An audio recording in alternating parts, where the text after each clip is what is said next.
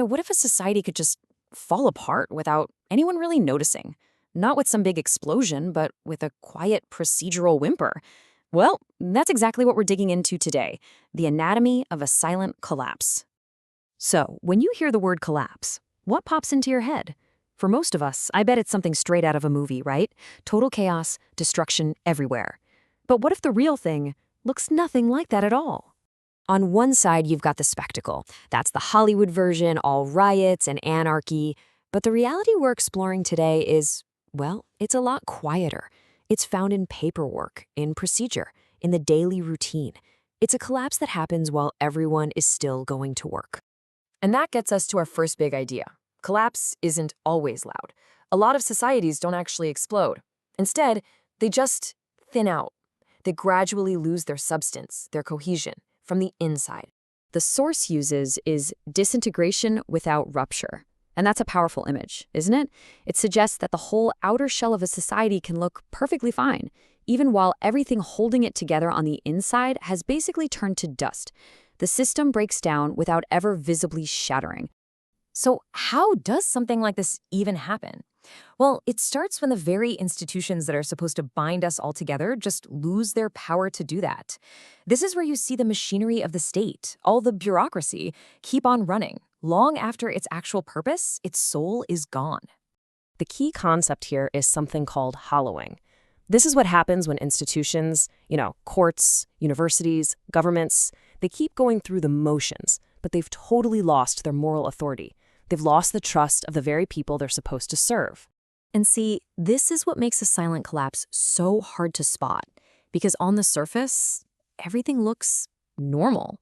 Courts are in session, files are getting processed, elections are happening, the machinery is still humming along. So the crucial thing to understand is this. What's really disappearing isn't the institution itself, it's the public's trust in it. People start to comply not because they believe the system is fair, but just because it's safer, or frankly, easier than trying to fight it. Now, this is where you can really see the practical effects. The law stops being a shield you can rely on and becomes this complex maze you have to navigate, probably with expensive help. Education stops being about learning and becomes just a credentialing process to get a paycheck. And leadership? That gets replaced by simple management, just focused on keeping the lights on. Let's talk about justice for a second, because this is a huge symptom. In a society that's quietly fracturing, justice doesn't just vanish into thin air. No, it just becomes selective. The rules are still on the books, but they sure don't apply to everyone in the same way. And you can see the path it takes right here. It starts small, with rules being applied unevenly. But over time, that unfairness becomes so common that it's just normalized. And eventually, people stop asking, will justice be done? And they start asking themselves, is it even worth my time and energy to try? They just check out. And that's the real danger, isn't it?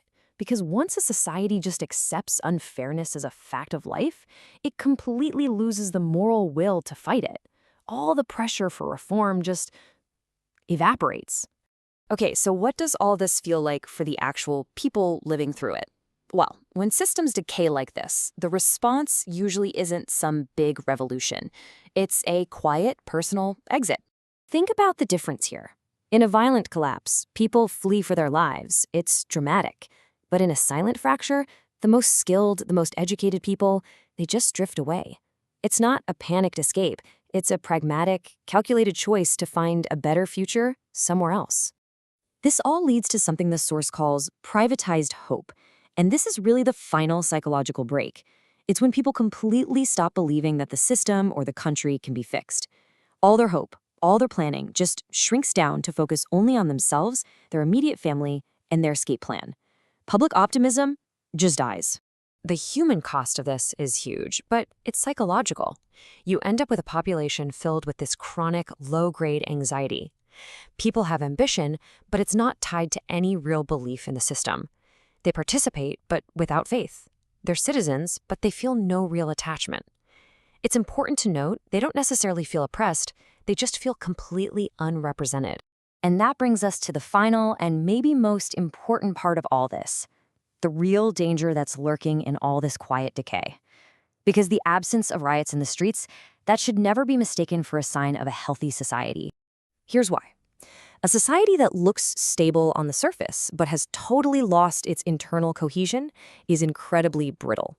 It can handle the day-to-day grind, sure, but it is completely unprepared for a real shock, like a major economic crisis, a natural disaster, or a big security threat. Now, a common reaction to hearing all this might be, well, hold on, aren't people just adapting? Isn't this just a form of resilience? And it's a fair question, it really is. But the source has a very stark answer. And the answer is no. This isn't resilience. It is accommodation to decline. See, resilience is the ability to bounce back from something. This is just getting used to things constantly getting worse. It's managing decline, not recovering from it. This quote really captures the entire idea perfectly. There's no single, big, catastrophic event to point to. Instead, trust, talent, hope, community, everything just thins out a little more each year until there's almost nothing left. And I want to leave you with this final kind of haunting thought. This quiet fracture, it's not the final stage of collapse. It is the last stable phase before things become irreversible. And the societies that mistake this quiet for health are often the ones that realize the difference when it's already far too late.